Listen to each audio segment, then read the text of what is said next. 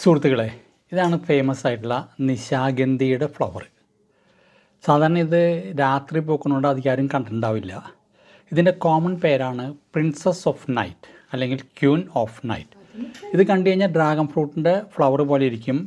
കാരണം ഇത് രണ്ടും ഒരേ കുടുംബത്തിലാണ്. ഈ നിശാഗന്ധിയുടെ സയൻറ്റിഫിക് നെയിം എപ്പിഫില്ലം ഓക്സിപെറ്റാലം. ഇതിൻ്റെ ലീഫ് വളരും, സോയിലിൽ നേരിട്ട് വളരും, റൂട്ട് ഉണ്ടാവും. അതുപോലെ തന്നെ അതിൽ അടുത്ത ലീഫ് ഡെവലപ്പ് ചെയ്ത് വരും.